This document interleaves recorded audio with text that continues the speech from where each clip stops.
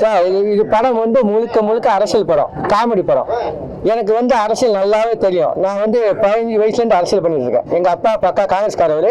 நான் கை சின்னத்தை ஓட்டு கேட்டேன். எங்கள் அப்பாலாம் அந்த காலத்துலலாம் வேட்பாளருக்கு செலவு பண்ணி கண்ணால் பார்த்தாரு. ஊரில் கொஞ்சம் வசூல் பண்ணி வேட்பாளர் வந்து அவங்களுக்கு காசு போட்டு சாப்பாடு போட்டு ஊருக்காரங்க செலவு பண்ணுவாங்க.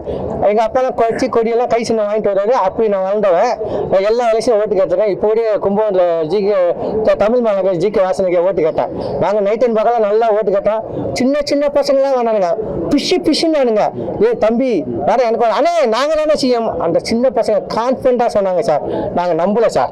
விஜய் சார்லாம் சத்தியமாக சொல்கிறேன். ஏதோ தொகுதிக்கு 10,000 ஓட்டு 20 ஓட்டு நாங்கள் வாங்கணும்னு நினச்சிட்டு வந்தோம். இப்போ சிஎம் வந்து யாருமே எதிர்பார்க்கல, அவரே எதிர்பார்த்தது இல்லை எங்களுக்கு. ஏன்னா நாங்கள் 50 வருஷமாக ஃபீல்டில் இருக்கோம். ஏன்னா ஒவ்வொரு கிராமத்துலையும் ஒரு மக்களிடையே நல்லா கற்றுக்கு ஒவ்வொரு கட்சிக்காரன் எம்எல்ஏ கல்யாணம் காது குத்து எல்லாமே அட்டன் பண்ணி அப்படி கட்சியை வளர்த்து வச்சுருக்காங்க. ஆனால் திடீர்னு சின்ன பசங்க தான் ஓட்டு கேட்டு வந்தாங்க. நாங்கள் பம்பரமாக வேலை பார்த்தோம், நைட் அண்ட் பகலாக வேலை பார்த்தோம், சோர்திங்க நேரம் இருக்காது அப்படி பார்த்தோம். ஆனால் விசில ஊதிட்டு தள்ளிட்டு போயிட்டாங்க. ஆனால் பெரிய இன்பம் இருந்துச்சு. சரி அது நல்லா இருக்கணும். ஏன்னா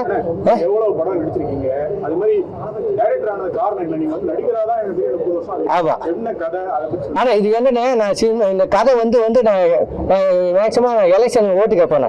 எல்லா ஊர்லயும் ஓட்டு கேட்பேன். நான் வந்து காங்கிரஸ்காரன், ஏடிஎம்கே, பிஜேபி எல்லாத்துக்கும் ஓட்டு கேட்டிருக்கேன். நீங்க நம்ப மாட்டீங்க, நான் நடிகர்னு எந்த இடத்துக்கு போனாலும் மரியாதை கொடுக்குறாங்க.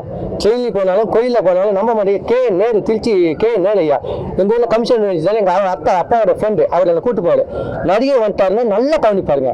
நான் அப்படி ஒரு மனுஷன் நான் நிறையா அவர் வீட்டில் சாப்பிட்ருக்கேன். கே நேரு சார் வீட்டில் அவர் பார்த்துட்டோன்னே நடிகரை கூப்பிட்டு அப்படி ஒரு அன்பான மனுஷன் யாருன்னு தெரியாது. நல்லா கவனிச்சு அன்பாக உபயோகிச்சு வைப்பாரு. அதுமாதிரி போக்குவரத்து அமைச்சர். இத்தனையும் நான் வந்து ஏடிஎம்கே ஓட்டு கேட்டேன் அரியலூரில். ஆனால் அந்த திமுக மந்திரி. ஆனால் நான் நடிகர்னு தெரியும். அவரும் எனக்கு அவ்வளோ ஹெல்ப் பண்ணியிருக்காரு. போக்குவரத்து சிவசங்கர் அரியலூர். ஏன்னா நடிகர்ங்கிறதுனால இதில் என்னன்னா நடிகர்னாவே எல்லா அரசியல் கட்சியும் சரி, எல்லா டாக்டரும் சரி, இன்ஜினியரும் சரி, எல்லா கோயிலுக்கும் சரி முக்கியத்துவம் கொடுக்குறாங்க. அது பட்ட கஷ்டம் கொஞ்சம் நஞ்சம் இல்லை சார். நான் வந்து சின்ன அடிமட்டத்துலேருந்து வந்தவன். அப்போல்லாம் சினிமா கஷ்டம், இப்போல்லாம் ஈஸியாக வந்துடுறாங்க. அப்போல்லாம் ஏவிஎம் ஸ்டுடியோவில் என்ன உள்ள விடல. அதே ஏவிஎம் ஸ்டுடியோவில் படம் நடிக்கிறேன், பேராக படம் விவேக் சார் மூலியம். ஏன்னா அப்படி கஷ்டப்பட்டாலும் அந்த பலன் அவங்க நம்மகிட்ட செல்ஃபி எடுக்கிறாங்க, ஃபோட்டோ எடுக்கிறாங்க போது அதை விட உலகத்தில் என்ன சார் வேணும். இங்கே நிரந்தரம் எதுவும் இல்லை சார். எனக்கு விவேக் சார் மயில்சாமி கிடைச்சது மிகப்பெரிய கிஃப்ட் எனக்கு. விவேக் சார்னா இன்னும் கஷ்டம் இல்லாமல் லைஃப் ஓடி இருக்கும். அவர் ஃபுல் சப்போர்ட் பண்ணியிருப்பாரு. ஏன்னா எதுவும் நிரந்தரம் இல்லை. அப்போ தான் நினச்சேன் எதுவுமே எல்லாம் நல்லா இருக்கிற வரைக்கும் நல்லது செய்யணும், நல்ல எண்ணத்தை வளர்க்கணும். நல்ல மனசில் எண்ணத்தை வளைச்சாவே நல்லது நடக்கும் சார். நம்ம என்ன நினைக்கிறோம் அதான் செயல் வடிவமாகும். நல்லதே நினைப்போம், நல்லதே நடக்கும். அது மட்டும் இல்லாமல் நான் வந்து பக்கா இது இப்போ தமிழ் மலாங்க ஜிகே வாசனையை ஓட்டு கேட்டேன். நேற்று கூட வர சொல்லியிருந்தாரு. பட் நான் சாப்பிட்டான டைட்டு. எங்கள் அப்பாவும் சரி, இப்போ காங்கிரஸ்காரங்க சாப்பிட்டா இருப்பாங்க, நீதி நேர்மையாக கடமையெல்லாம் பார்ப்பாங்க. எங்கள் அப்பா அப்படியே நான் தர்மம் பண்ணேன். எங்கள் அப்பா செஞ்ச தர்மம்னா இன்னைக்கு நான் உலகம் போட இருக்க உங்கள் மீடியாவில் உட்காந்துருக்கேன். ஏன்னா நம்ம என்ன விதைக்கிறோமோ அதை அறுவடை பண்ணுவோம் கூடிய வரையில்.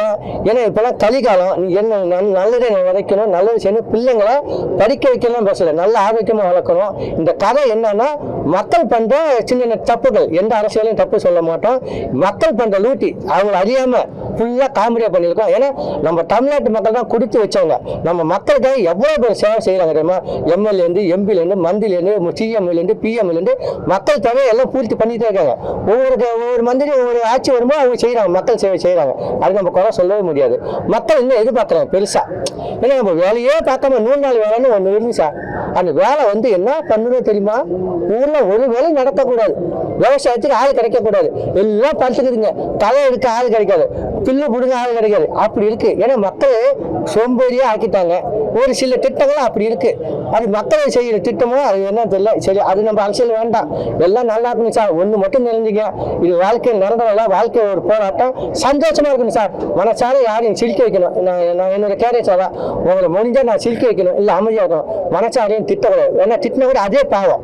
உங்களை அன்பா பேசணும், அன்பா உபச்சரிக்கணும். அதுதான் எனக்கு என்னோட பாயிண்ட் ஆஃப்.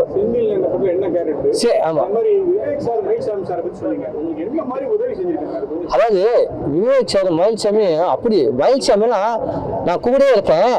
அவர்கிட்ட காசு இருக்காது சார். திடீர்னு போண்டாமணிக்கு உடம்பு சரியில்லை, இந்த குண்டு சொல்லி ஒரு அடிபட்டுனா கையில் காசு இல்லை, உடனே செயின் அடமான சேட்டுக்கல நான் தான் வண்டி வைப்பேன், வச்சுட்டு போவாரு. அவர்கிட்ட காசு இல்லைனாலும் யார்ட்டையும் ஃபோனை போட்டு Sathyaraj sir, Vivek sir, Ponvannan sir, இது மாதிரி ஃபோனை போட்டு கிளி அவங்க பணம் வாங்கிட்டு நான் போய் வாங்கி கொடுத்து நிறைய பேர் ஹெல்ப் பண்ணுறேன். டெக்னீஷியன் நிறைய பேர் வேல்சாமி அது மாதிரி லாஸ்ட்டாக கூப்பிட்டோன்னே வாங்க சாப்பிட கூப்பிடுவாரு எல்லாத்தையும். அவர் சொல்லுவார் காசு பணம் இல்லை நடந்தமா இருக்கவே சந்தோஷமா இருக்கிறோம். அதே விவேக் சார் வந்து நிறைய ஹெல்ப் பண்ண சமுதாய பற்றி உள்ளவர்.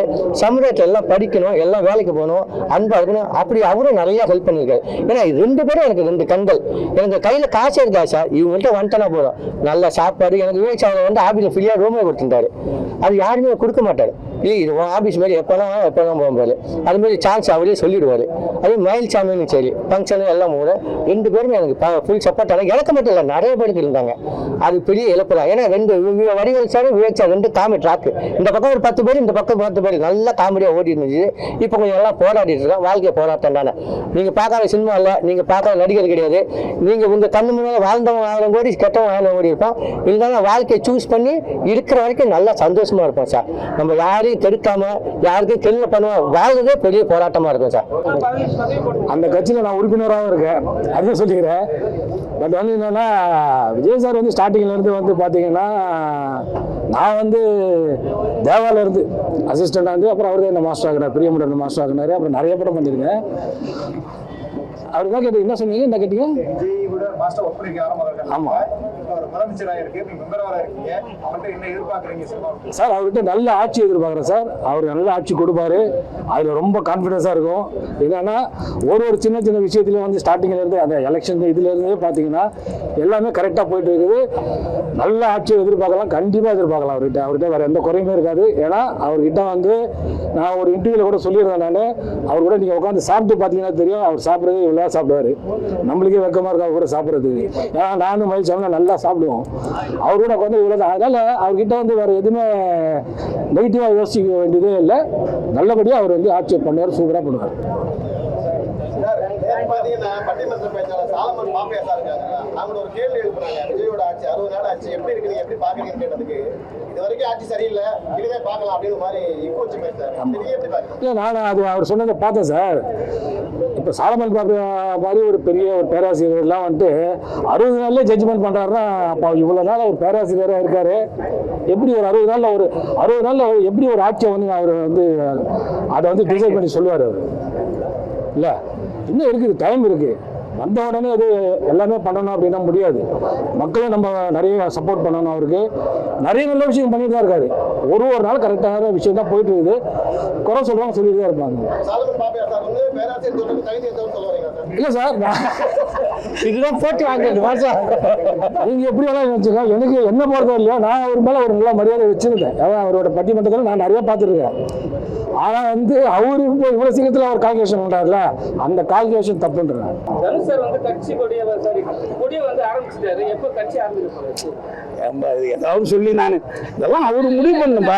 அதே மாதிரி தான் விஜய் சார் வந்து கட்சி கொடி அறிமுகப்படுத்த கட்சி ஆரம்பிச்சாங்க. அதுதான் கேட்குறேன். இல்லை எப்போதுமே வந்துப்பா சில விஷயங்கள் தான் நம்ம சொல்லலாம், சில விஷயங்கள் அவங்க தான் முடிவு பண்ணோம். அதை நம்ம இது பண்ண இல்லை, அது அவர் தான் முடிவு பண்ணோம். அவர் கூப்பிட்டு நம்ம கிட்ட சொன்னார்னா அதுக்கான வேலையை பார்ப்போம். இதுல ஏன்னா நம்ம எல்லாத்தையும் சொன்னா வருத்தம் வந்துரும்பா. ஏன்னா அவங்க கூட நம்ம இருக்கணும் போது ஒரு லெவலுக்கு மேல நம்ம பேசக்கூடாது.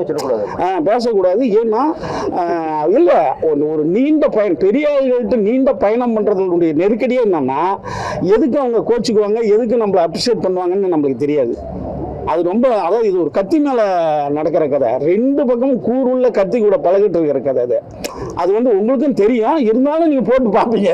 அதான் விஷயம். ஏன்னா அவங்கவுங்களுக்கும் ஒரு மனசுக்குள்ள ஒன்று இருக்கும். அது சரியான நேரத்தில் அது இன்னும் சொல்ல போனால் அவங்களுக்கு சரியான ஆலோசகர் நிறைய பேர் இருப்பாங்க. அதெல்லாம் முடிவு பண்ணி அவங்க பண்ணுவாங்க. ஏன்னா இது பெரிய விஷயம் இல்லையா? ஏன்னா விஜய் சார் இன்னைக்கு வந்து நான் சொல்லிட்டே இருப்பேன், விஜய் சார் இன்னைக்கு வந்து ஜெயிச்சதால் இது ஜெயிச்சதால எல்லாம் போய் நீங்கள் ஜெயிப்பீங்கன்னு நான் சொன்னேன் சார், ஜெயிப்புன்னு நான் சொன்னேன் சார், என் ஃப்ரெண்டு கிட்ட சொன்னேன் சார், எங்கள் வீட்டில் கூட நான் சொன்னேன் சார், நான் உங்களுக்கு தான் சார் ஓட்டு போடுறேன்றான். அவர் அப்படி சிலிப்பாக இருந்தாருன்னா நினச்சி பாருங்க. இந்த உலகம் இப்போ எல்லாம் ஓடுறாங்க. ஏன்னா எம்ஜிஆர் தான் சொல்கிறேன், எம்ஜிஆர் ஜெயிச்சதால் அது ஜெயிக்கலன்னு வச்சுங்க. அம்பியார் ராதாவுக்கு தாத்தாவை நடிக்க வச்சுருப்பானுங்க. எம்ஜிஆர் ராதா என்னையா நீ சொல்லப்படுற நல்லா நடிகான்னு இருப்பானுங்க இல்லையா? இங்கே எல்லாமே வெற்றி வந்துட்டு தான் நம்ம பேசிட்டு போகிறோம். அந்த வெற்றியை தக்க வைத்துக் கொள்வதற்கு அவர்கள் எடுக்கிற ரிஸ்க்கு என்ன ரிஸ்க்கு? இன்னைக்கு அத்தனை பேரும் விஜய் 100 கேள்வி கேட்குறாங்க.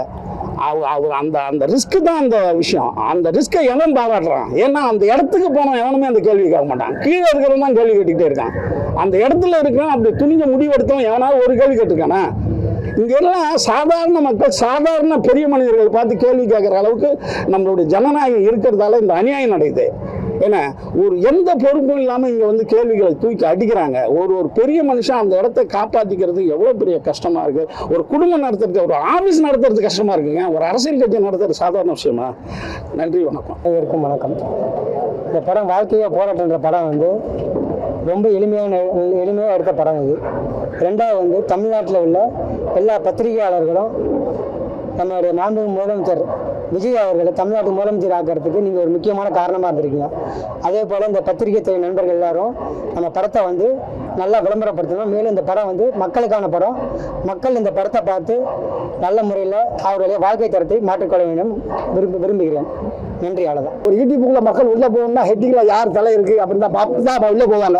அந்த மாதிரி அதனால் என்னுடைய தலையும் எங்கேயாவது ஒரு ஓரத்தில் போட்டு விட்டுருங்க. இல்லைன்னா வந்து ரொம்ப நேரம் புட்டேஜ் ரொம்ப இருக்கிறதுனால பார்க்க உள்ள போட்டாங்க. அதனால் இந்த படத்தில் என்னையும் நினைத்து கொண்ட இந்த அனைத்து யூனிட்டுக்கும் என்னுடைய மனமார்ந்த நன்றி.